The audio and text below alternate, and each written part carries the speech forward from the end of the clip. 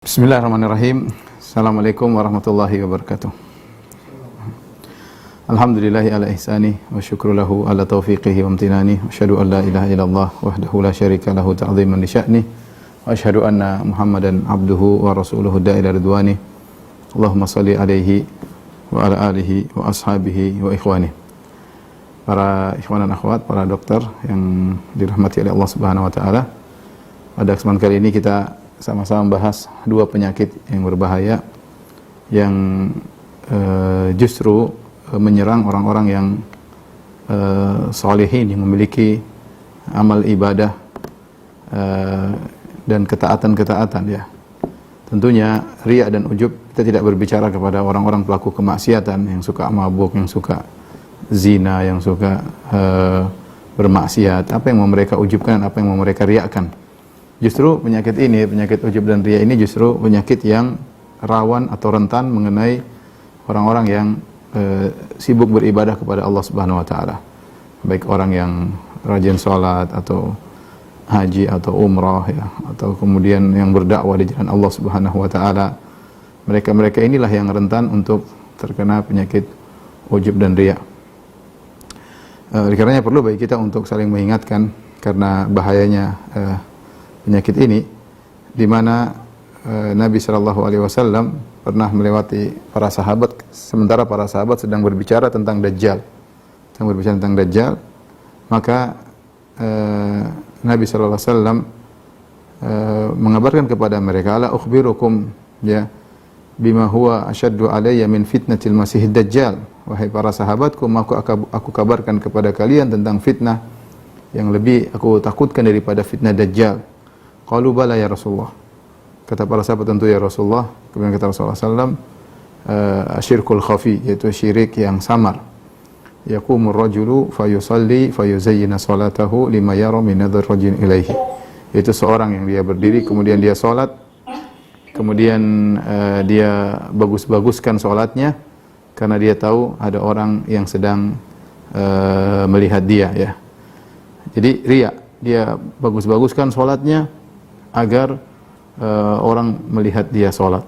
Ini kata Nabi SAW lebih dikhawatirkan dari fitnah Dajjal. Apalagi kita tahu fitnah Dajjal sangat dahsyat, ya sangat dahsyat, di mana tidak ada fitnah lebih besar daripada fitnah Dajjal. Tetapi fitnah riya lebih dikhawatirkan ditinjau dari sisi kalau Dajjal, insya Allah orang-orang soleh bisa selamat dari fitnah Dajjal. Ya. Justru penyakit riya menyerang orang-orang soleh. Kemudian yang kedua, kalau fitnah Dajjal belum tentu kita temui karena dia muncul di akhir zaman. Adapun riya bisa muncul setiap saat. Bahkan seorang bisa jadi selamat hari ini dari riya, bisa jadi dia diserang riya pada kesempatan yang lain. Dari dua sisi inilah saya ulangi. Dari sisi kalau Dajjal, insya Allah orang-orang soleh akan selamat. Ya, kalau riya justru menyerang orang-orang yang solehin, ya, yang rajin sholat, yang rajin bersedekah, ya, yang rajin haji, umrah, rajin berdakwah. Justru mereka yang rawan terkena penyakit riya. Yang kedua, Dajjal meskipun fitnah paling dahsyat, tetapi dia hanya terjadi di akhir zaman, yang belum tentu kita menemui fitnah tersebut. Adapun riya, kita bisa berhadapan dengan penyakit tersebut setiap saat. Inilah yang makanya Nabi mengatakan fitnah riya lebih dahsyat daripada fitnah Dajjal. Oleh karenanya, kita sama-sama belajar untuk saling mengingatkan yang berbicara, yaitu saya sendiri belum tentu saya selamat daripada riya dan ujub, tetapi saya menyampaikan agar saya memperingatkan diri saya terlebih dahulu sebelum saya mengingatkan kawan-kawan, para rekan-rekan yang hadir dalam pengajian ini. Baik, kita akan bahas ikhwan dan akhwat yang dirahmati Allah Subhanahu wa taala. Kita sudah sama-sama tahu bahwasanya ibadah ya sehebat apapun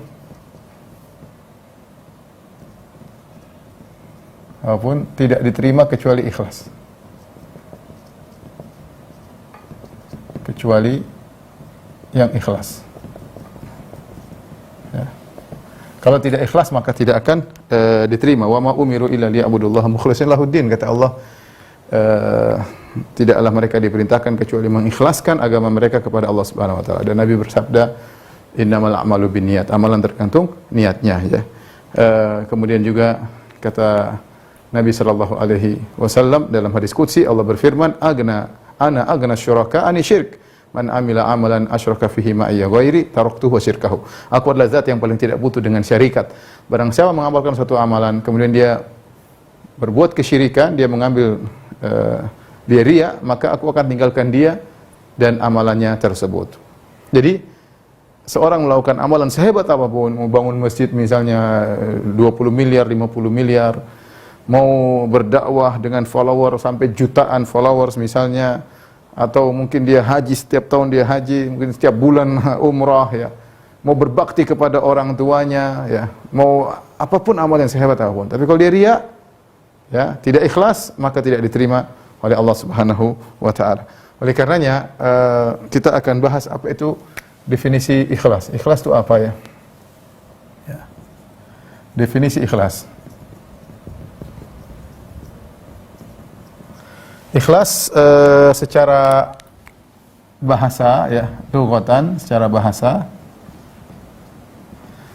diambil dari khulusa. Ya, khulusa artinya murni. Murni ya. Kemudian dia kemasukan huruf hamzah menjadi akhlasa, artinya memurnikan. Murnikan. Dan dalam Al-Quran Allah sering menggunakan kata-kata khulusa seperti firman Allah Subhanahu wa taala, ya seperti firman Allah Subhanahu wa taala, wa inna lakum fil an'ami wa inna lakum fil an'ami la ibrah. Ya. Nusqikum mimma fi butunihi min baini farsin wadamin labanan khalisan lisyaribin, khalisan sa'igan lisyaribin. Saya bacakan firman Allah ini, kata Allah Subhanahu wa taala, sungguhnya wa inna lakum, sungguhnya bagi kalian pada binatang ternak ada pelajaran. Nusqikum mimma fi butinihi, kami memberi kalian minum yang kami keluarkan dari perut hewan ternak tersebut, labanan khalisan, susu yang murni. Susu yang murni, khalis, murni. Ya, yang sifat susu tersebut adalah min baini farsin wa damin, antara fars yaitu kotoran, dam darah. Kotoran darah. Ya, sa'iqun lisyaribin, yang mudah diminum oleh orang-orang yang meminumnya. Jadi Allah menggambarkan tentang susu yang murni adalah susu yang tidak terkontaminasi dengan kotoran maupun darah. Allah keluarkan di antara darah dan kotoran. Jadi kalau susu murni tidak boleh terkotori dengan satu titik kotoran pun, dan tidak boleh ternoda dengan satu darah pun. Inilah gambaran daripada ikhlas ya. Dalam ayat yang juga Allah sebutkan tentang makna ikhlas seperti wa mar'atan mu'minatan in wahabat nafsaha lin nabi in arada an-nabi an yankihaha khalisatan laka min dunil mu'minin ya. Seperti firman Allah juga, kalau ada seorang wanita ingin menghadiahkan dirinya kepada Nabi, kalau Nabi ingin menikahinya, maka boleh ya, maka boleh Nabi menikahinya ya, tapi kata Allah khalisatan laka min dunil mu'minin, ini hanya murni untuk Nabi, tidak untuk kaum mukminin yang lainnya. Tapi kita bahas ini aja, ini sudah cukup satu ayat. Saya ingin menyampaikan bahwasanya khulusa artinya murni ya. Murni. Dari sini kita ada gambaran bahwasanya ketika kita bilang ikhlas, berarti kita memurnikan ketaatan, tujuannya hanya untuk Allah Subhanahu wa taala. Di sini kita paham secara istilah ya. Apa itu ikhlas? Ikhlas adalah memurnikan tujuan ibadah hanya untuk Allah Subhanahu wa taala. Ya, inilah ikhlas, inilah ikhlas. Kapan keikhlasan ini terkontaminasi dengan kotoran-kotoran penyakit, maka dia tidak jadi ikhlas lagi. Dia tidak jadi ikhlas lagi, ya. Nah, kotoran ikhlas yang merusak keikhlasan,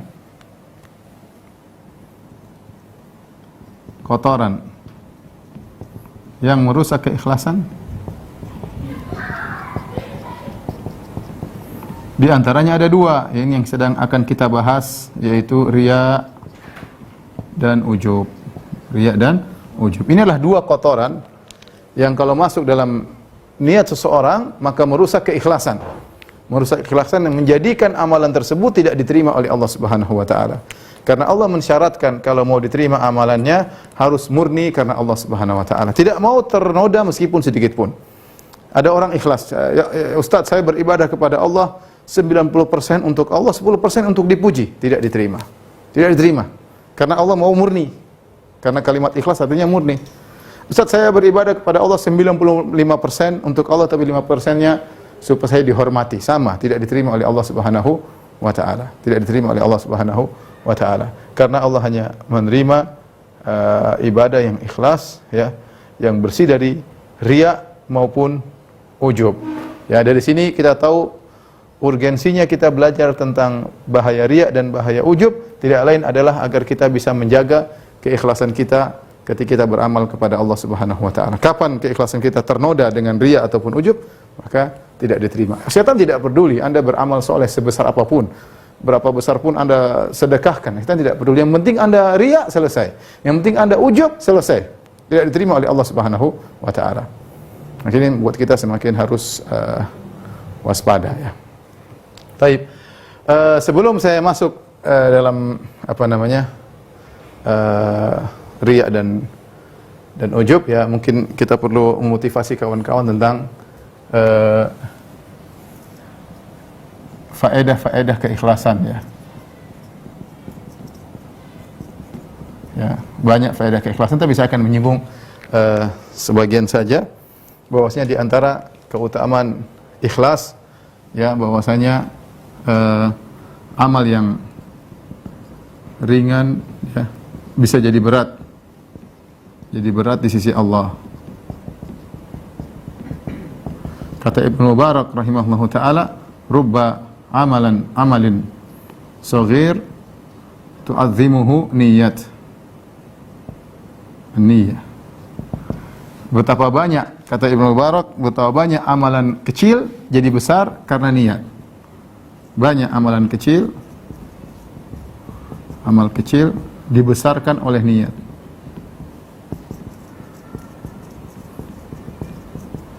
Ini kata Ibnu Mubarak, ini perkataan yang benar. Sebaliknya, rubba amalin kabir tusaggiruhu niyat. Betapa banyak amalan besar jadi kecil gara-gara niatnya enggak benar. Ya, mungkin dia sumbang 1 miliar tapi ternyata niatnya macam-macam, amal tersebut jadi kecil di sisi Allah Subhanahu wa taala. Sebaliknya mungkin amal sederhana tapi dia ikhlas kepada Allah Subhanahu wa taala, luar biasa keikhlasannya, murni karena Allah, menjadi besar di sisi Allah Subhanahu wa taala. Dan dalil yang paling kuat akan ini tentang kisah seorang wanita pezina yang diampuni oleh Allah karena dia ikhlas. Kata Nabi SAW, bainama kalbun, tatkala ada seekor anjing, kemudian dia berputar-putar fi ruqiyah, yaitu sumur ya, kehausan sampai dia menjulurkan lidahnya karena kehausan sambil menjilatkan lidahnya ke pasir karena saking hausnya. Di depan dia ada air namun dia tidak bisa minum. Idra'atuhu baghiyun min baghaya Bani Israil. Tiba-tiba ada seorang wanita pezina yang melihat anjing tersebut, maka dia pun kasihan sama anjing tersebut. Kemudian fanaza'at muqaha, maka dia pun turun ke sumur, dia lepas sepatunya atau sendalnya atau khufnya, kemudian dia isi air. Fasaqathu, kemudian dia minumkan anjing tersebut.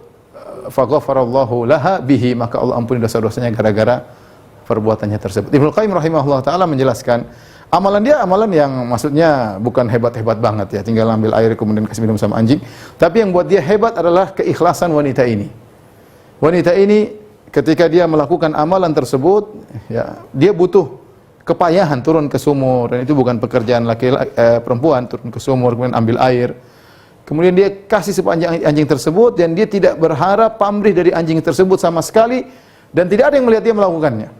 Ya, dia kasih minum anjing, selesai. Anjing juga tidak mengatakan syukron, anjing tidak mengatakan jazakillah khairan. Ya, tidak. Anjing dikasih minum kemudian pergi dan tidak ada yang melihatnya, menunjukkan dia melakukannya murni semata-mata karena Allah Subhanahu wa taala. Karena agungnya ikhlas dalam hatinya tersebut menjadikan dia diampuni oleh Allah Subhanahu wa taala. Oleh karena Syekhul Islam Ibnu Taimiyah rahimahullah berkata, bisa jadi 2 orang salat berdampingan kanan kiri, ya, di saf yang sama, mungkin cara salatnya sama, tapi pahalanya berbeda antara langit dan bumi. Kenapa? karena amalan hatinya berbeda. Dan ini saya ingin ingatkan ya ikhwan, bagaimana pentingnya kita memperhatikan amalan hati ya. Karena banyak orang hanya memperhatikan amalan zahir, memperhatikan perkataannya, memperhatikan penampilannya, memperhatikan amal zahirnya, itu bagus. Tapi jangan lupa yang paling penting adalah amalan hati. Makanya salah seorang salaf mengatakan, "Ma faqa Abu Bakrin ashaban Nabi sallallahu alaihi wasallam bi kathrati salatin wala siyamin wala sadaqah, walakin bima waqara fi qalbihi." Ya.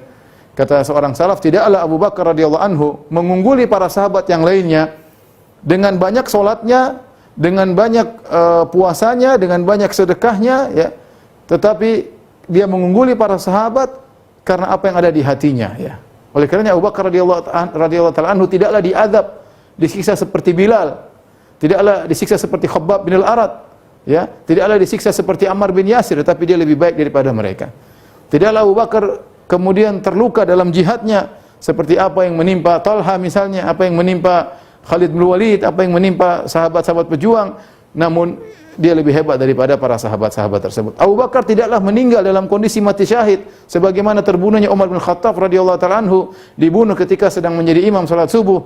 Abu Bakar tidaklah mati syahid seperti Utsman bin Affan yang dikeroyok oleh orang kemudian sambil baca Quran dia dibunuh oleh mereka, tetapi Abu Bakar lebih baik daripada Umar dan Utsman. Ya. Apa yang buat Abu Bakar ya unggul?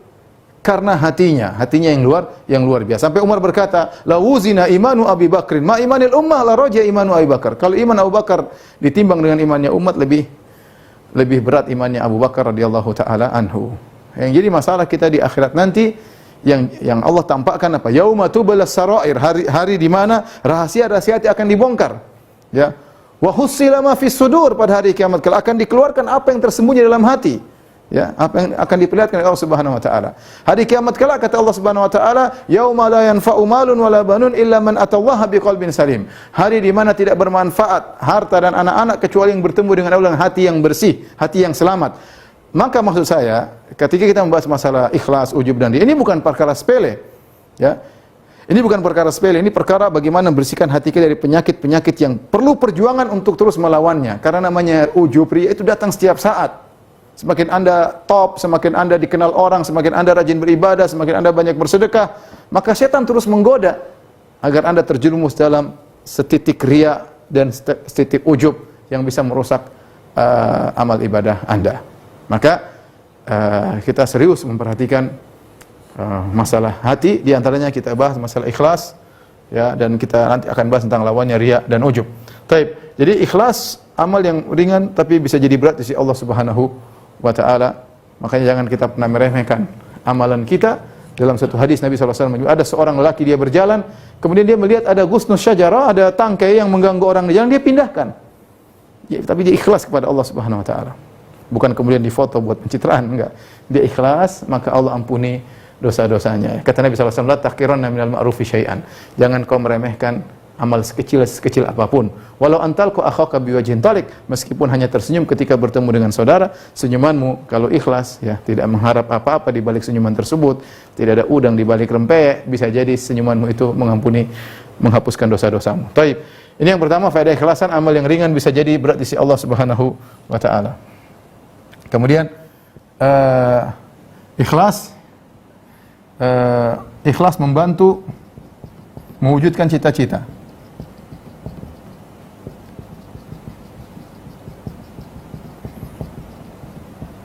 Dalam satu hadis ada seorang Arab Badui datang menemui Nabi SAW, kemudian dia membaiat Nabi untuk berjihad jalan Allah Subhanahu wa taala. Kemudian dia ikut perang. Setelah dia ikut perang, kemudian Nabi mendapatkan ghanimah. Nabi panggil, "Mana si fulan? Ini ghanimah buat kamu." Kata dia, "Ya Rasulullah, aku datang ikut perang bersamamu bukan untuk ini ya Rasulullah. Tapi aku berperang tulus. Li ayyadkhul sahmu min hahuna wa yakhruj min hahuna." Aku ingin perang agar aku mati syahid. Agar anak panah masuk di sini, keluar di sini. Kata Nabi SAW, perhatikan, "In tasduqillah yasdukka." Kata Nabi, kalau kau tulus, ikhlas, ucapan itu benar, maka Allah akan mengabulkan doamu. Kemudian terjadi peperangan, ternyata benar dia meninggal, ternyata benar anak panah masuk lehernya, kemudian tembus di sebelah. Kata Nabi SAW, "Sadaqallah fasaddaqahullah." Dia tulus, dia ikhlas, maka Allah kabulkan permohonannya. Kita ini kadang-kadang kita banyak proyek ini, proyek kadang proyek dakwah, kadang kita kurang berhasil. Mungkin ada masalah dengan niat kita. Mungkin ada masalah dengan niat kita. Kalau kita tuliskan niat karena Allah Maha tahu dan itu baik bagi kita, insya Allah Allah mudahkan ya. Makanya di antara sabda Nabi SAW, ista'inu ala qada'i hawaijikum bil kitman. Ya, carilah bantuan agar kalian bisa berhasil dalam mewujudkan tujuan kalian dengan menyembunyikan. Fa inna dha ni'matin mahsud, ya. Fa inna kulla dhi ni'matin mahsud, karena orang yang punya suatu kelebihan akan dihasati oleh orang yang lain. Di antaranya kalau kita sembunyikan, kita lebih ikhlas ya, kita lebih ikhlas. Oleh karenanya perbaiki niat ya agar kita diwujudkan cita-cita kita. Ada orang misalnya dia berusaha, saya ingin bekerja untuk berbakti pada orang tuaku misalnya. Dia sungguh-sungguh ikhlas karena Allah kadang Allah mudahkan ya. Allah mudahkan. Kenapa? Niat punya pengaruh. Kemudian di antaranya ya ikhlas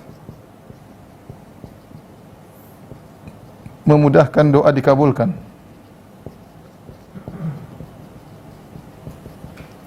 Seperti kisah 3 orang yang masuk dalam goa, kemudian mereka terjebak, hadis yang masyhur, kemudian hujan, mereka masuk goa, tahu-tahu ada batu besar jatuh menutup pintu goa. Akhirnya mereka berkata, kita tidak mungkin selamat kecuali kita berdoa kepada Allah Subhanahu wa taala. Maka 3 orang tersebut berdoa kepada Allah, masing-masing memiliki amalan-amalan yang hebat. Yang satu berbakti kepada orang tuanya, yang satu meninggalkan zina, yang satu amanahnya luar biasa. Tetapi ketiganya berdoa dengan doa bagaimana? Dia mengatakan, ya Allah, kalau kau tahu aku melakukannya karena engkau ya Allah, bukakan pintu goa. Semuanya berdoa demikian. Ya Allah, kalau kau tahu aku melakukan amal ini karena engkau ya Allah, bukakan pintu goa. Artinya dia bertawassul dengan keikhlasannya kepada Allah Subhanahu wa taala, maka akhirnya Allah bukakan pintu goa, akhirnya mereka keluar dari goa tersebut ya. Ya. Kemudian di antaranya ikhlas memudahkan seorang selamat dari fitnah. Di antaranya para ulama berdalil dengan kisah Nabi Yusuf alaihissalam yang digoda dengan Zulaikha dengan fitnah yang luar biasa. Sudah kita sering sampaikan dalam pengajian-pengajian kita. Wanita cantik dalam kamar, tidak ada yang lihat ya. Sampai syahwat sudah tergerak, tapi kemudian Allah selamatkan. Kata Allah, innahu min ibadinal mukhlasin. Sungguhnya Yusuf itu kami selamatkan. Kenapa? Innahu min ibadinal mukhlasin, karena dia adalah hamba yang terpilih. Dalam sebagian qiraah, innahu min ibadinal mukhlisin, karena dia adalah hamba yang ikhlas kepada Allah Subhanahu wa taala. Kalau dia ikhlas, maka Allah selamatkan dia di waktu-waktu genting. Kenapa? Selama ini dia selalu ingat Allah. Dia beribadah ingat Allah, dia sedekah ingat Allah, semuanya karena Allah. Dia menulis karena Allah, dia berkomentar karena Allah. Maka ketika dalam kondisi-kondisi genting, Allah selamatkan dia. Kata Allah, innahu min ibadinal mukhlisin. Karena dia adalah hambaku yang ikhlas ya kepada Allah Subhanahu wa taala. Ini di antara faedah-faedah keikhlasan ya.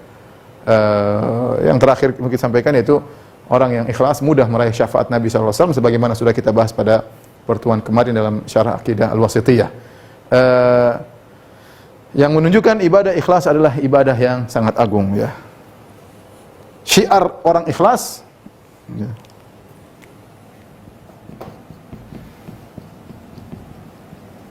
Ini berat, tapi inilah syiar mereka.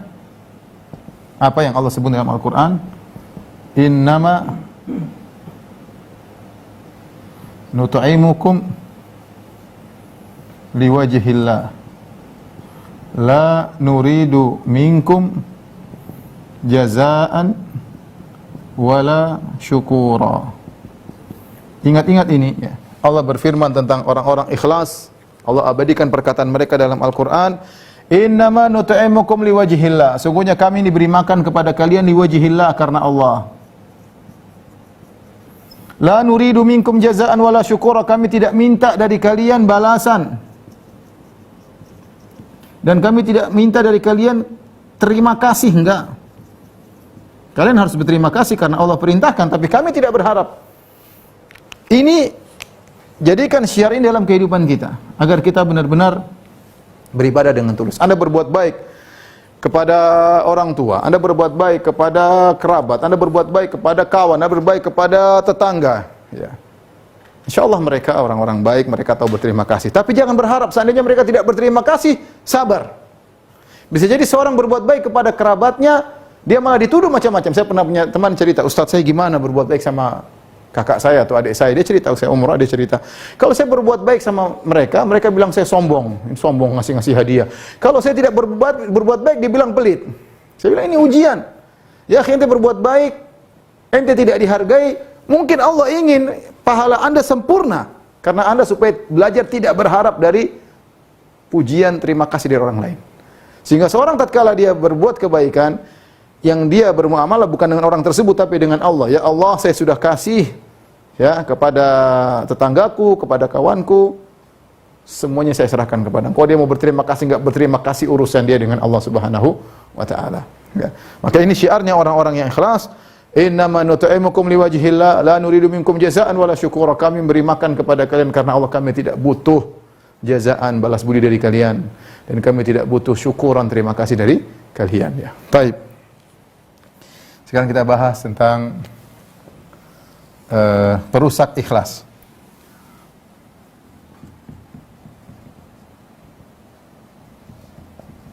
Ya, kita bagi dua, riya dan ujub. Ya, riya dan ujub. Riya secara bahasa diambil dari ru'ya, dari ro'a, melihat.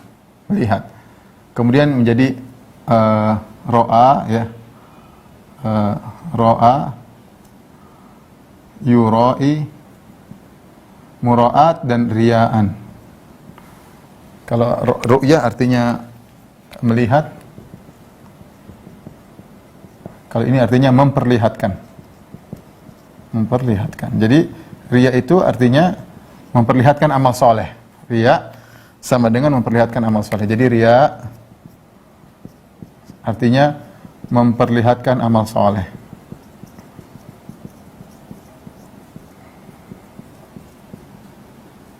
Baik, temannya riya namanya sum'ah. Sum'ah memperdengarkan.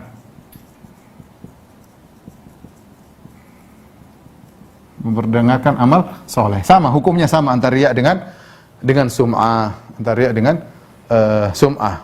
Jadi seorang beramal soleh untuk pencitraan, agar dia diakui, agar dia dihormati, itu namanya riya, ya. Riya. Baik. Ikhwan dan akhwat yang dirahmati Allah Subhanahu wa taala, ya. Kenapa orang sulit terhindar dari riya, atau kenapa orang suka dengan riya? Karena riya itu mendatangkan kelezatan, ya. Bayangkan kalau dihormati orang, kemudian disanjung-sanjung orang, diketahui orang, kan. Makanya kenapa kita ingin cerita amal soleh kita, agar orang tahu kita ini orang hebat, agar dia hormat sama kita, agar dia mengagumi kita, agar dia pandang kita, ya. Dan itu disebut oleh Syekhul Islam Ibnu Taimiyah rahimahullah dengan syahwatun khafiyah, ingin terkenal, ingin diakui. Itu namanya syahwat yang tersembunyi, ya. Sebagaimana lelaki punya syahwat kepada wanita, sebagaimana orang lapar punya syahwat terhadap makanan, demikian juga orang punya syahwat untuk dikenal, punya syahwat untuk dikenal, ya. Untuk diakui, untuk dihormati, ya. Sampai seseorang bisa mengorbankan jiwanya demi untuk diakui. Sebagaimana dalam hadis tentang 3 orang pertama kali di azab di neraka jahanam, di antaranya orang yang perang karena riya, orang yang jadi ustadz karena riya, dan orang yang berdermawan karena riya, ya. Ketika dia dihadirkan yang mati syahid, maka Allah bertanya, "Wa ma amilta fiha?" Apa yang kau lakukan dengan amal kenikmatan yang aku berikan kepadamu? Kata dia, "Qataltu fika hatta stushhid." Aku perang karena Engkau ya Allah sampai aku mati syahid. Kata Allah, "Kadzabta." Engkau dusta. "Walakin qatalta liyuqal annaka jari." Tapi kau berperang supaya kau dikatakan pemberani. Wa qad qil, dan telah dikatakan. Maksudnya saya sampai menakjubkan hadis ini. Bagaimana seorang rela mati, yang penting dia terkenal, yang penting dia dihormati oleh orang. Makanya ketika ada seorang sahabat bertanya, "Rasulullah, rajulun qatala syaja'atan." Ada seorang berperang karena keberaniannya. Rajulun qatala ghadbanan, ada seorang berperang karena ngamuk ya Rasulullah, marah-marah.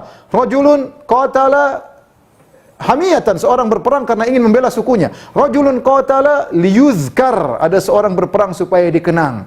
Rajulun qatala liyura makanahu, ada seorang berperang supaya orang tahu kedudukan dia. Ini kebiasaan orang jahiliyah dahulu, kalau mereka berperang mereka pakai sorban khusus, warna khusus, atau pakai benda khusus supaya orang lihat, oh si fulan, supaya kelihatan jagoannya ketika dia bertempur.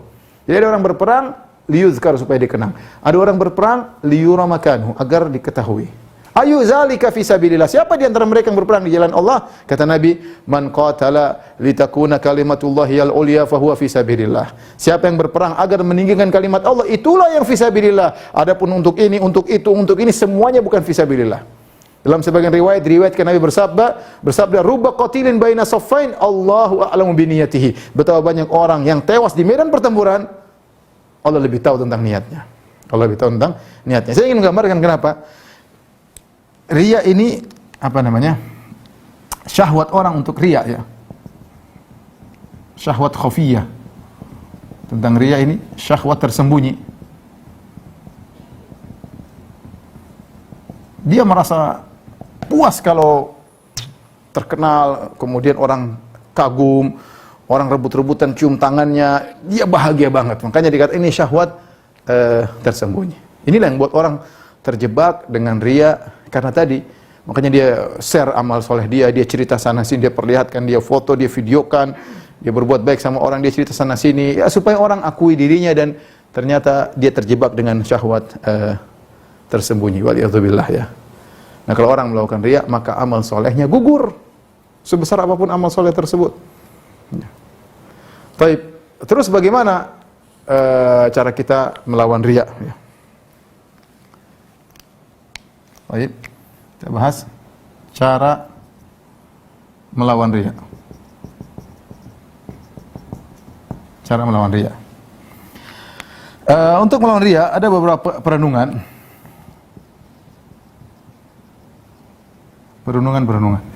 Yang pertama,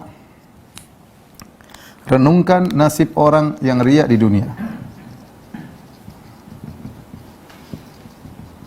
Nasib orang yang riya di dunia. Yang kedua, renungkan nasibnya di akhirat.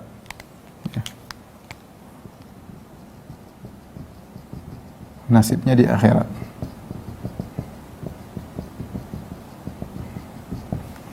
Kemudian yang ketiga, renungkan ya,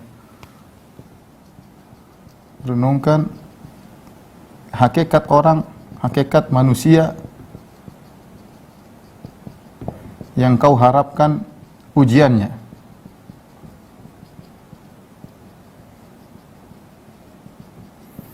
Kemudian renungkan tentang hakikat dirimu ya. Renungkan tentang hakikat dirimu. Renungkan dirimu, hakikat dirimu. Saya mengajak kita sama-sama merenungkan tentang 4 perkara ini agar kita bisa terhindar dari riya. Jadi cara pertama melawan riya adalah melakukan perenungan. Pertama, bagaimana tentang nasib orang yang riya di dunia? Orang yang riya di dunia, dia menderita.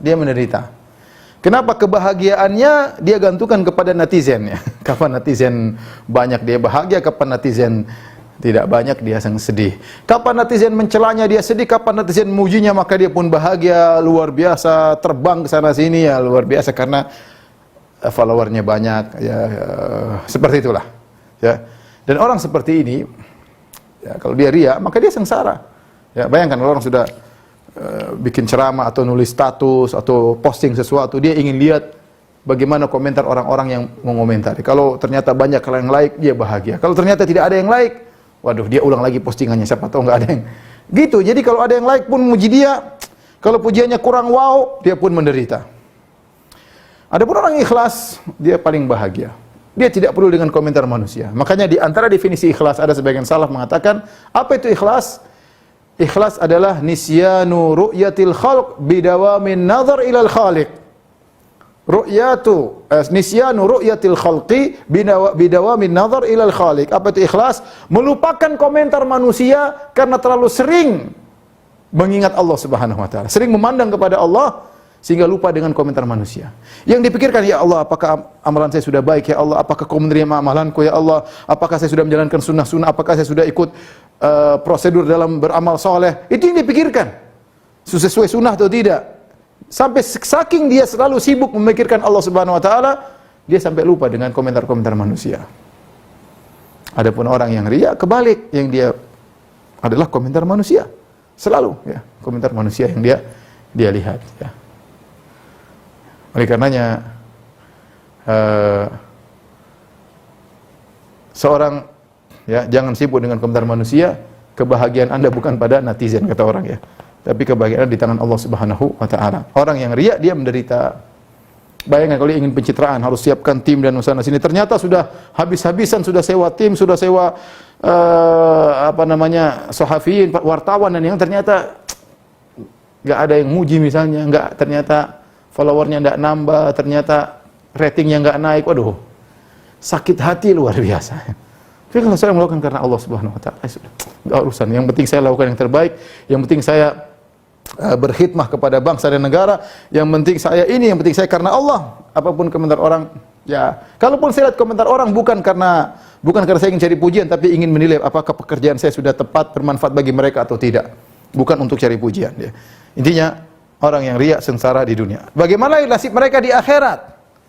Lebih mengerikan lagi di akhirat. Allah permalukan, kata Nabi SAW, man samma'ahu Allah bih, wa man ra'a yura'illahu bih, wa man yura'i yura'illahu bih, wa man samma Allahu bih. Barang siapa yang riya di dunia, Allah akan mempermalukan dia di akhirat. Barang siapa yang memperdengarkan amalnya, Allah akan permalukan dia di akhirat. Di antara tafsiran para ulama, kalau dia salat karena riya, kalau dia haji karena riya, pada hari kiamat kelak Allah akan nampakkan pahala salatnya, Allah akan nampakkan pahala hajinya, dan dia begitu bahagia, tiba-tiba pahala tersebut hancur lebur. Kenapa? Karena di dunia selama ini dia riya. Kemudian di antara bentuk Allah mempermalukan mereka, ya, Allah berkata kepada mereka, hina yujazin nas, ya, tatkala Allah memberi balasan kepada manusia, orang-orang yang riya, yang punya salat, yang punya puasa, yang punya sedekah, mereka datang kepada Allah, ya Allah, mana pahalaku? Kata Allah, idhabu ilal ladzina kuntum turauna fid dunya. Kalian dulu di dunia kan cari muka sama orang-orang itu, sana cari pahala sama mereka. Hal tajiduna indahum jazaan? Apa kalian mendapati balasan si mereka? Jawabannya enggak ada. Kalian dulu cari muka sama pejabat, cari muka sama bupati, cari muka sama orang-orang kaya, cari muka sama netizen, sana cari pahala sama netizen sana. Enggak ada. Hal tajiduna indahum jazaan? Kalian dapat balasan? Enggak ada.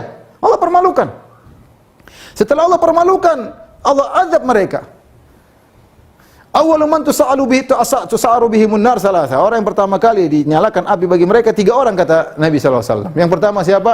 Mujahid. Yang kedua siapa? Ustadz. Yang ketiga siapa? Dermawan. Ini 3 orang top yang dibutuhkan dalam agama. Mujahid, orang alim, sama dermawan.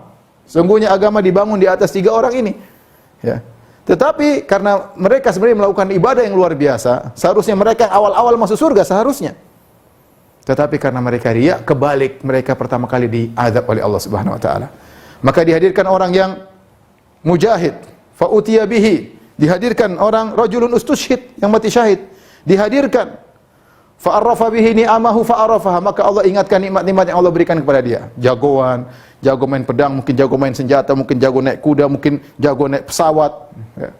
Allah bertanya, wa ma amilta fi, apa yang kau lakukan dengan nikmat-nikmat tersebut? Kata dia, qataltu fika tastushhid, aku berperang supaya aku mati syahid. Kata Allah, kadzabta, kau dusta, walakin yuqal annaka jari, tapi kau berperang supaya kau dikatakan jagoan. Wa qad qil, tujuanmu untuk dikatakan jagoan, pendekar, pahlawan, dikabulkan. Orang-orang kenal engkau.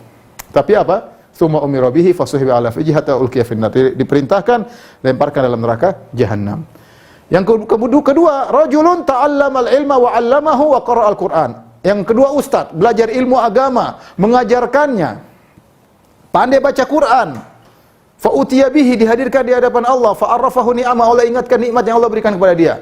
Kecerdasan, kuatnya hafalan, pandai berorasi, mungkin penampilan oke, mungkin macam-macam lah. Ya. Namanya ustaz, mungkin macam-macam diberikan kelebihan oleh Allah Subhanahu wa taala. Mungkin qari, suaranya indah, tajwidnya mantap, mungkin bisa niru suara-suara imam macam-macam. Allah tanya, Apa yang kau lakukan? Kata dia, qara'tu fikal Qur'an wa 'allamtu. Ya Allah, aku membaca Al-Qur'an karena engkau dan aku ngajari Al-Qur'an karena engkau. Kata Allah, kadzabta, kau dusta. Walakin liyuqal annaka qari', tapi kau mengajarkan itu semua supaya kau dikatakan ahli baca Quran wa qad qil, dan telah dikabulkan keinginanmu untuk dapat duniawi, Allah berikan. Maka saya ingatkan kepada ikhwan-ikhwan, kepada para dai, jumlah follower yang banyak, orang kagum dengan Anda bukan berarti Anda benar, belum tentu. Lihat kata Nabi SAW, Allah berkata, wa qad qil, telah dikatakan kau benar-benar orang alim. Orang kenal engkau orang alim, semua puji ilmumu, semua puji suara indahmu. Tapi itu menjamin kau kemudian pasti masuk surga? Enggak. Banyaknya pengikut tidak ada jaminan. Tidak ada jaminan. Banyaknya orang muji tidak ada jaminan. Wa qad qil, keinginanmu agar terpuji, agar diakui, Allah kabulkan. Kemudian Allah lemparkan dalam neraka jahanam. Yang ketiga, rajulun atahu Allahu min asnafil mali kulli. Allah berikan dia segala harta. Orang ini punya harta macam-macam, rumah mewah, kemudian mungkin emas perak, mobil mewah, properti, apa segala macam dia punya. Ditanya, apa yang kau lakukan? Kata dia, ma min sabilin tuhibbu an yunfaqa fiha illa anfaqtu fiha. Tidak ada satu jalan pun yang kau suka aku menyumbang di situ kecuali aku sumbang. Untuk anak yatim, untuk dakwah, untuk masjid, ya, untuk janda, ya, semuanya dikasih. Mau janda kaya, mau janda muda, mau janda tua, semuanya dikasih. Ya. Mau sampai sumbangan sampai di Papua, sampai sumbangan ke luar negeri, semuanya yang saya punya saya kasih. Untuk apa? Karena engkau ya Allah. Kata Allah, kadzabta, kau dusta. Walakin liyuqal annaka jawad. Tapi kau melakukan itu semua supaya kau dikatakan seorang dermawan. No qad qil, dan kau terkenal sebagai orang dermawan. Semua orang tahu si fulan, oh dermawan itu orang itu. Memang kau cari itu. Beda kalau kau tidak cari kemudian orang mengakui kau dermawan, enggak ada masalah, kita enggak cari itu kok. Beda seorang alim tidak ingin dikatakan alim tapi orang bilang dia alim, yang enggak ada masalah. Tapi sengaja dia cari, dia tunjukkan saya jagoan, saya ini hafal ini cerita, hafalan saya ini, hafalan saya, pamer sama orang. Kalau dia dermawan, oh saya sumbang sana, saya sumbang sini, ketemu orang, oh itu alhamdulillah Allah mudahkan saya bangun masjid itu, alhamdulillah Allah mudahkan saya untuk bangun pondok itu. Ya, dibuka dengan alhamdulillah, tapi intinya riya. Ini lempar masuk neraka. Ini nasib orang yang di akhirat. Apakah Anda ingin menjadi seperti orang tersebut? Tentunya tidak. Ya. Kemudian yang berikutnya, renungkan hakikat manusia yang kau harapkan pujiannya. Kau harapkan ingin pujian dari siapa? Saya ingin pujian dari si fulan, ingin pujian dari pejabat, ingin pujian dari manusia. Ya akhi, mereka manusia. Manusia itu apa sih? Manusia itu makhluk, kalau meninggal baunya busuk, kalau ditaruh di kampungnya tidak dikuburkan, bikin bau satu kampung. Itu yang kau harapkan pujiannya. Kau taruh kepalamu di tanah untuk sujud kepada Allah, ternyata kau hanya mencari pujian dari manusia seperti ini. Kau mencari pujian dari seorang yang kaya, bisa jadi di akhirat dia di neraka. Apa yang kau harapkan dari orang seperti itu? Cari pujian dari manusia. Manusia, coba kalau manusia sekarang puji kau habis-habisan, nanti kalau kau punya salah dia maki kau juga habis-habisan. Manusia, betapa sering manusia tidak beri uzur kepada engkau. Mengharapkan pujian manusia, buat apa? Rugi kita cuap-cuap ceramah sana sini kemudian hanya mencari pujian manusia. Rugi kita sudah kumpulkan uang setengah mati, sumbang 100 juta saja capek, apalagi 1 miliar sumbang, ternyata mencari pujian manusia. Rugi. Kita harap pujian dari orang seperti ini. Kemudian terakhir, renungkan tentang hakikat dirimu. Percuma kau dipuji orang. Apa kata Muhammad bin Wasi'? Lau kana lidzunub ma jalasa ilayya ahad. Lau kana lidzunubi rih ma jalasa ilayya ahad. Kalau seandainya dosa-dosa itu ada aromanya, tidak seorang pun akan duduk dengan saya. Orang muji-muji kita, percuma, tidak akan mengangkat derajat kita. Balil insanu ala nafsihi basirah. Manusia lebih tahu tentang dirinya. Mau dipuji orang satu dunia, tidak akan berubah hakikat dirinya. Dia malas, dia tahu. Dia malas sholat malam, dia tahu. Dia tidak menjaga pandangannya, dia tahu. Dia masih suka gibah orang, dia tahu. Dia tahu bahwasanya dia kurang berbakti sama orang tuanya. Dia tahu dia tidak begitu sayang sama istrinya. Dia tahu dia tidak perhatian sama anaknya. Banyak kekurangannya. Orang satu dunia puji, percuma. Ya. Apakah mengangkat derajat Anda di sisi Allah? Enggak sama sekali. Ya. Sudah, jangan cari pujian orang. Engkau lebih tahu tentang dirimu. Lebih tahu tentang dirimu. Taib.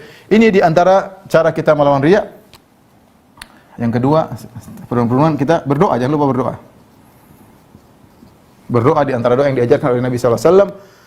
Allahumma inni a'udzubika an usyrika bika syai'an a'lamuhu wa astaghfiruka lima la a'lamu.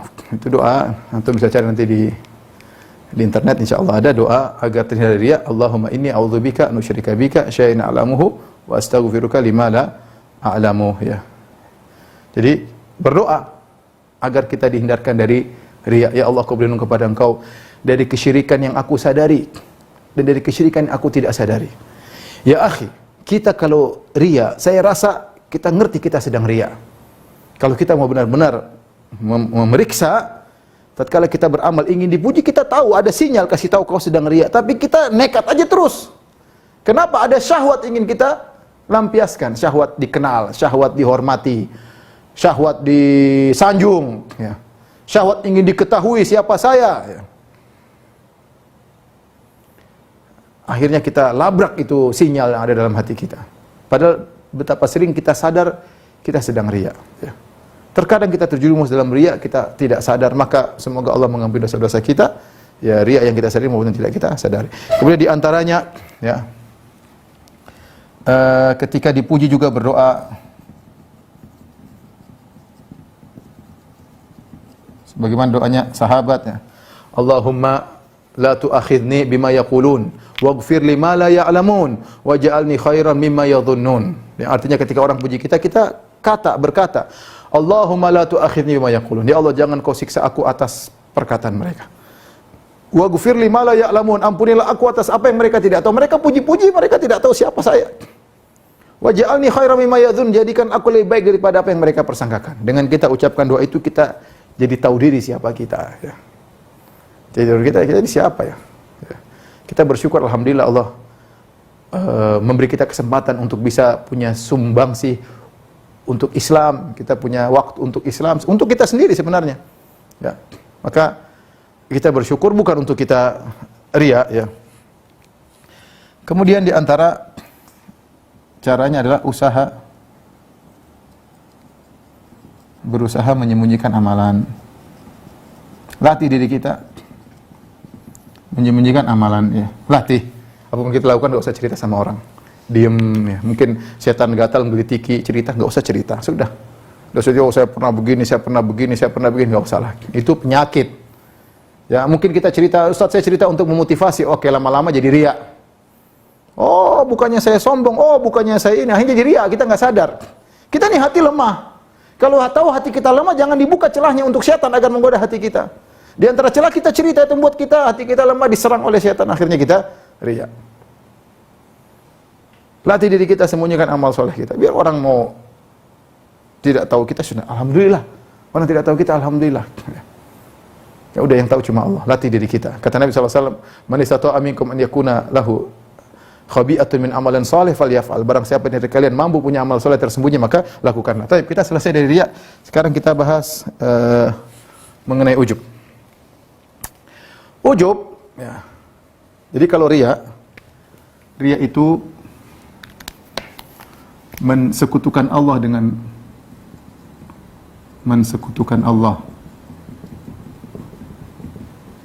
orang lain, yang kita harap pujiannya,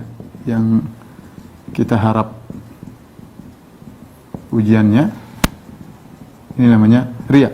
Kalau ujub, mensekutukan Allah dengan diri sendiri.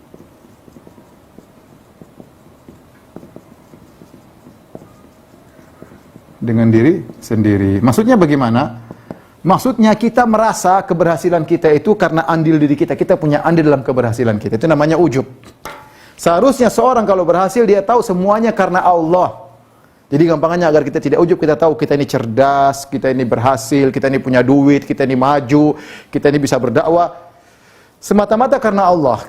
Karena yang lebih pintar dari kita banyak, yang punya pengalaman dari kita banyak, yang lebih cerdas dari kita banyak, yang lebih hafalnya lebih kuat dari kita banyak, tapi mereka tidak diberi kesempatan seperti kita. Lagi pula yang berikan kita kecerdasan adalah Allah, yang berikan kita uang adalah Allah, yang berikan kita pengalaman banyak adalah Allah, yang buat kita pandai memandang pengalaman-pengalaman Allah, bukan kita.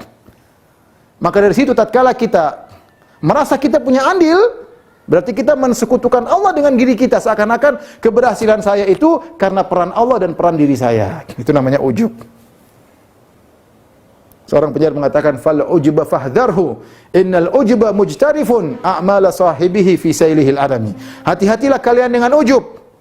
Karena ujub itu akan menggeret amalan kalian ke dalam sampah terbuang dalam banjir, tidak ada nilainya. Siapa yang ujub, amalannya gugur. Ya. Kata Nabi SAW, salasu muhlikat, 3 perkara yang binasakan. Syuhun muta'un, wa hawan muttaba'un, wa ijabul mar'i binafsihi. Kata Nabi SAW, 3 perkara yang binasakan. Yang pertama syuhun muta'un, yaitu rasa pelit dan tamak yang diikuti. Hawan muttaba'un, hawa nafsu. Syuhun muta'un, yaitu pelit yang ditaati. Hawan muttaba'un, hawa nafsu yang diikuti. Yang ketiga, ijabul mar'i binafsihi, seorang ujub dengan dirinya sendiri. Dia ujub, dan ini kalau orang ujub lama-lama naik kepada sombong. Jadi ujub itu derajat di bawah sombong. Yang merasa saya hebat, karena saya begini, karena saya dakwah berhasil, karena karena saya, ini bahaya seperti ini. Bahaya. Ya. Bahaya. Oleh karenanya Nabi SAW mengatakan, "Laulam takunu tuznibun la khasyitu alaikum ma huwa ashaddu min dzalik al-ujub al-ujub." Kata Nabi, kalau kalian tidak berdosa, aku khawatir kalian tertimpa dengan penyakit yang lebih berbahaya, yaitu ujub-ujub. Kenapa lebih berbahaya daripada dosa? Karena kalau orang dosa, dia masih mau mohon ampun karena dia tahu dia bersalah. Tapi orang ujub, dia tidak merasa bersalah, dia justru merasa dia orang soleh. Oh, saya tidak pernah dosa, oh saya tidak seperti mereka. Makanya di antara hikmah terkadang Allah menjatuhkan kita dalam sebagian dosa agar kita tidak ujub, kita tahu kita ini tidak bisa apa-apa di hadapan godaan syaitan kecuali Allah yang menolong. Ya, hati-hati, ujub ini bahaya ya. Syaitan tidak peduli menghancurkan amal soleh Anda dengan riya atau menghancurkan amal soleh Anda dengan ujub. Ya. Al-Ghazali dalam Ihya Ulumuddin menyebutkan banyak model-model ujub. Ada ujub dengan tubuh, ada ujub dengan ini, di antara ada ujub dengan nasab ya. Seperti kata Al-Ghazali, sebagian orang dari Hashimiyin yang dari Bani Hashim ya, di antaranya keturunan Nabi SAW yang ujub dengan nasabnya ya, sampai di antara mereka ada yang berkata nasab kita adalah emas, yang mau ditaruh di comberan pun tetap emas, mau ditaruh di manapun tetap emas ya. Ujub ya.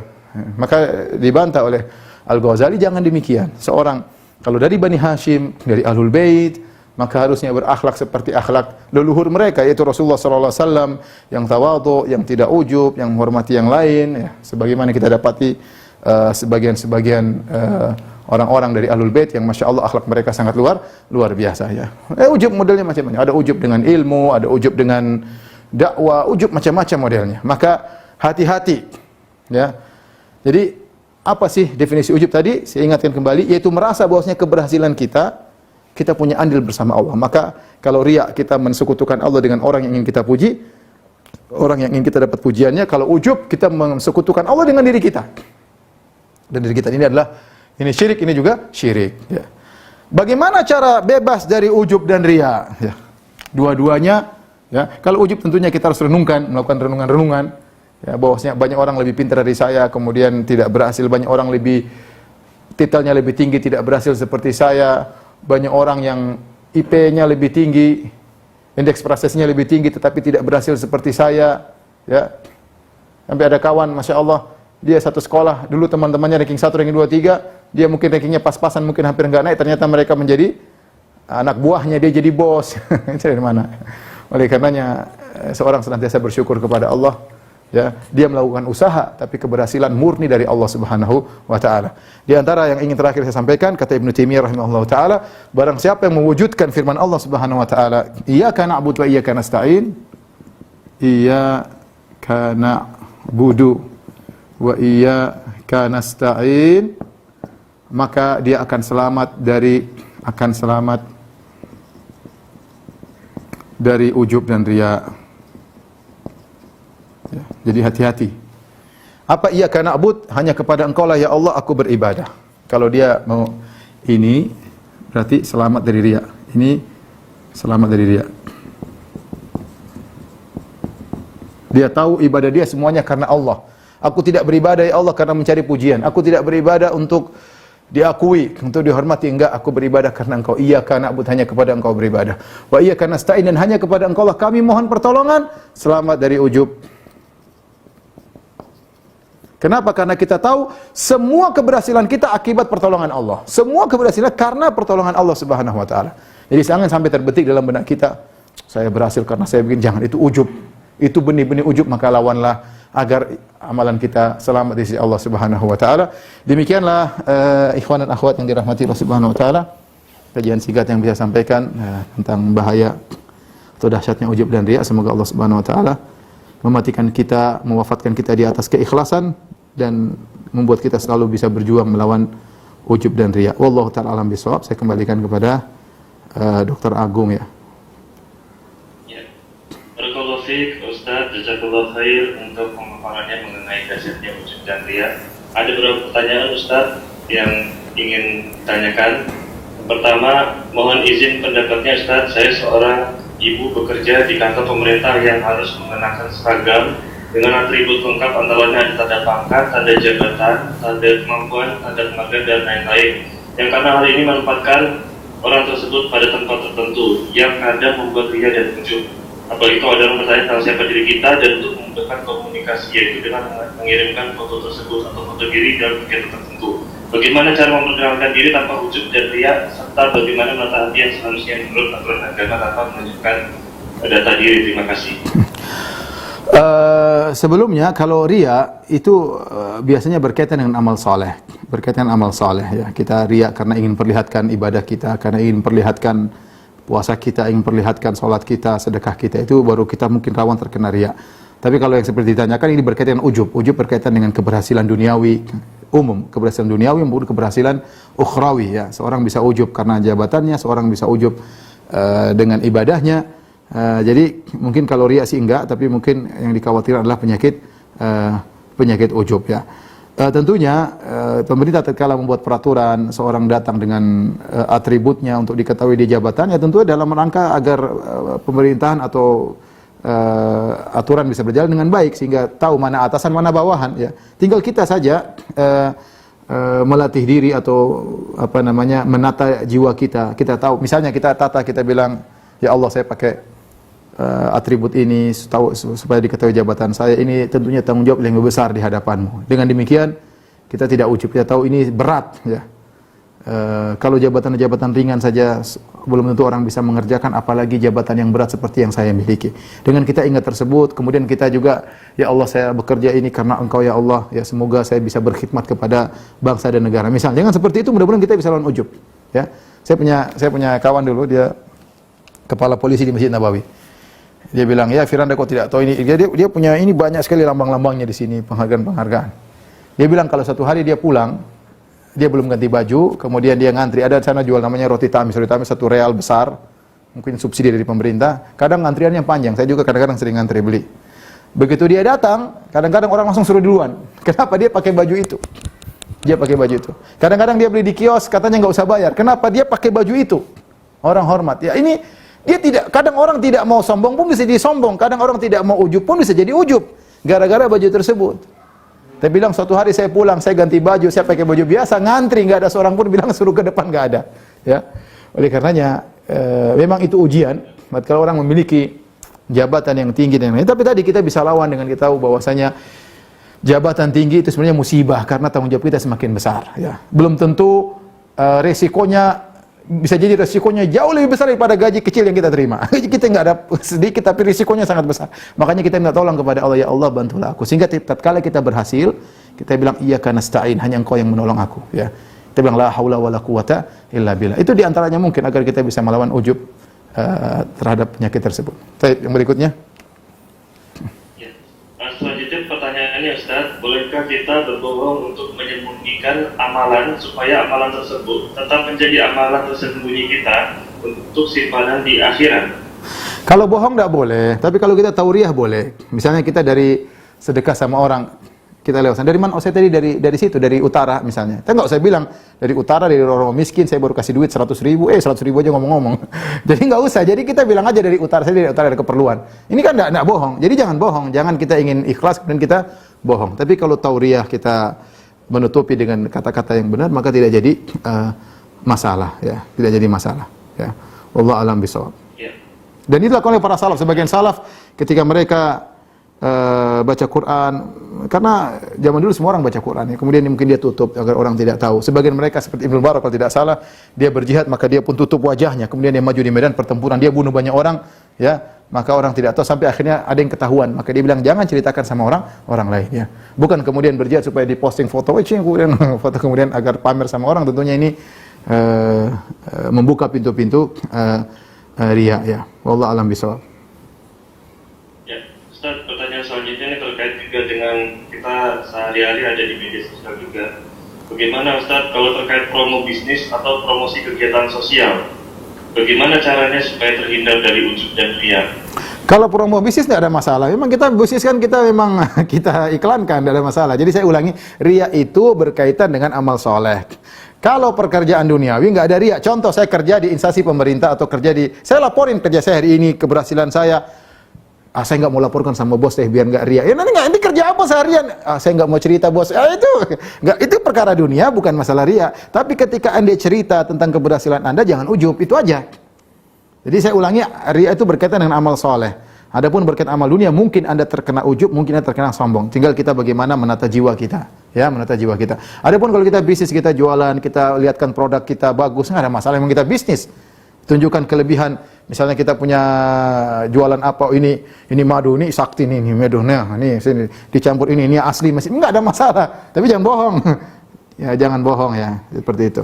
Jadi tidak jadi masalah. Adapun kegiatan sosial, kalau bisa kita tidak tampil lebih baik. Atau kita pun kalau misalnya harus foto, karena sebagian donatur memang ingin foto atau ingin bukti bahwasanya nggak ada masalah kita syuting, tapi kalau bisa diburemkan atau tampak dari belakang, bisa diatur lah. Tidak harus kita kemudian tampil. Kalaupun kita harus tampil ya nata diri, nata jiwa. Manage itu hati Anda. Ya. Allah alam bisawab. Ustaz, pertanyaan selanjutnya Ustaz. Izin tanya Ustaz, sekolah anak saya, sekolah dasar, kadang meminta kita mendokumentasikan foto ibadah sehari-hari yang dilakukan oleh anak, misalnya sholat berjamaah, mengaji, dan lainnya. Tujuannya untuk pembiasaan ibadah, namun saya khawatir hal ini dapat mengarah ke riya. Bagaimana pendapat Ustaz? Anak-anak tentu memang butuh latihan ya. Anak-anak terkadang memang perlu tanda tangan. Saya saja anak saya, Abi tanda tangan, sholat tepat waktu, tanda tangan ini ngajarin riya sebenarnya. Tapi ya anak-anak namanya anak-anak, tinggal kita bimbing ya. Kita bimbing. Anak memang seperti itu. Kadang jangankan gitu kita pukulin, kadang-kadang boleh. Kata Nabi SAW, wadribuhum wa asyru sinin. Kalau mereka belum sholat, pukul, nggak ada masalah. Terkadang kita suruh mereka beribadah, kita kasih hadiah. Tapi di sela-sela itu kita harus ingatkan, kamu harus ikhlas. Ini hadiah nggak ada apa-apa. Cuma Pak terlalu hebat Pak ibadah yang kau lakukan, cuma sebagian penghargaan Abi misalnya. Tapi insya Allah tujuan pondok itu baik ya. Tapi tadi kita harus kasih nasihat sama anak-anak. Ya, jangan sampai anak-anak kemudian hanya beribadah karena ingin difoto. Kalau tidak difoto kemudian tidak beribadah ya. Jadi tadi kita foto sesekali tidak, sesekali kita kasih nasihat seperti itu. Wallahu a'lam bishawab.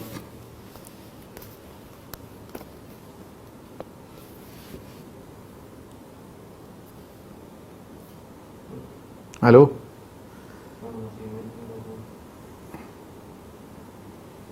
Maaf Ustaz. Ustaz, ada pertanyaan Ustaz. Izin bertanya, bagaimana cara bertobat dari dosa riya dan ujub ini? Apakah dosa riya kita sebelumnya akan diampuni jika bertobat sungguh-sungguh? Bagaimana kalau dosa itu terulang kembali setelah bertobat? Ya seorang bertobat aja kepada Allah ya. Kalau dia ingat dia dulu pernah riya, dia bertobat kepada Allah dan berusaha melawan agar dia tidak terulang lagi. Kalau seorang bertobat dengan tobat yang benar, niscaya Allah akan ampuni. Mau riya, mau ujub, yang penting dia benar-benar bertobat kepada Allah dan bertekad tidak mau mengulangi lagi. Kapan dia ulang, segera dia bertobat kembali. Kita tahu namanya manusia ya, memang untuk menjadi seorang ikhlas tidak mudah ya. Kita masih ingin dipuji, kita masih ingin diakui, kita masih ingin dianggap. Sebagian orang sensi, tidak disenyumin saja sensi, tidak diucapkan terima kasih sensi, tidak manusia seperti itu. Makanya kita lawan sampai kita bersihkan hati kita dari penyakit tersebut. Kapan kita terjerumus, segera bertobat kepada Allah Subhanahu wa taala. Allah Maha penerima taubat. Tapi Mas Agung, boleh 2 pertanyaan lagi? Silakan. Ya, boleh Ustaz. Okay. Ada pertanyaan Ustaz. Apakah men-share kajian agama ataupun hadis berupa bentuk ujub ataupun riya, meski niat kita untuk mengingatkan diri kita dan saudara-saudara muslim dan muslimah kita, bagaimana cara mengingatkan orang tua kita yang melakukan riya atau ujub? Apakah cukup mendoakan agar Allah beri hidayah atau ada cara lainnya Ustaz? Enggak, kita ngomong, misalnya orang tua kita cerita sana sini, setiap ketemu orang, oh kalau saya sedekah sana sini, kita nanti berdua duduk sama mama atau bapak. Mami, kayaknya Mami jangan cerita gitu dong, setahu saya Ustadz bilang nggak boleh seperti itu Mami. Kenapa om gini-gini? Mami nggak riak? Iya Mami mungkin nggak riak, cuma saya khawatir aja Mami. Mami memang ikhlas, tapi saya khawatir Mami. Bilang gitu kan saya. Kita harus ngomong, jangan kita cuma doain aja. Doain plus kita ngomongin. Itu orang tua kita. Kita tidak ingin amalan orang tua kita gugur di akhirat. Kita ingin orang tua kita mau surga, di surga setinggi-tingginya. Maka kita ngomongin dengan cara-cara yang terlembut, yang baik. Tapi yang terakhir, ya, oke, Ustaz. Ini yang terkait dengan ibadah, Ustaz. Tadi juga ada yang terkait dengan sholat. Dan untuk menjaga keikhlasan pada saat sholat supaya tidak riya bagaimana. Dan ini juga ketika membaca Al-Quran bersuara lantang ya, atau besar, Ustaz, di depan orang tua atau orang banyak. Apakah itu? jadi begini, kita kan punya kaidah, tidak boleh kita meninggalkan amal soleh karena takut riya. Tidak boleh, kita harus lawan. Jadi kita harus biasakan diri. Misalnya gini, antum bawa Al-Quran, sudah biasakan diri aja. Kalau di pesawat baca Quran, pertama riya ini, cuek aja. Riya, ya sudah, setan aja, ini setan, lawan. Besok lagi lama-lama sudah terbiasa, nggak ada riya-riya lagi karena kita sudah terbiasa. Biasanya kita takut riya karena tidak biasa. Kalau kita mau tunggu baca Al-Quran, mau orang hilang kapan? Mau masih berjam-jam lagi kita baru pulang ke rumah. Ya mumpung ada waktu, kita mau di bandara, mau di pesawat baca Quran sekalian syiar. Niat kita karena Allah Subhanahu wa taala. Tinggal kita perbaiki diri kita, ya. Sama kalau kita lagi mungkin di rumah orang, kita pingin sholat tahajud, sudah sholat tahajud aja. Ada pesan kamu riya, udah cuekin, lawan. Ya Allah, saya ini lakukan ini karena Engkau ya Allah, ya. Biar setan jengkel. Bilang gitu, pokoknya kita bismillah, sholat, lama-lama kalau terbiasa, kita jadi biasa, ya. Kita jadi biasa. Jadi memang harus dilawan. Ya, kalau bisa kita sembunyikan amal soleh, sembunyikan. Kalau memang kondisi tidak memungkinkan, kita di rumah orang sampai siang, kapan mau sholat duha, ya sudah sholat aja di rumahnya. Bismillah, nggak ada masalah, ya. Kita lawan sehingga kita bisa tetap ikhlas. Wallahu alam bisawab. Demikian saja Mas Agung dan rekan-rekan sekalian, kajian kita pada kesempatan ini. Kurang lebihnya saya mohon maaf. Semoga Allah menganugerahkan kepada kita keikhlasan dan semoga Allah mengampuni dosa-dosa kita karena riya dan ujub. Wabillahi taufiq wal hidayah. Assalamualaikum warahmatullahi wabarakatuh.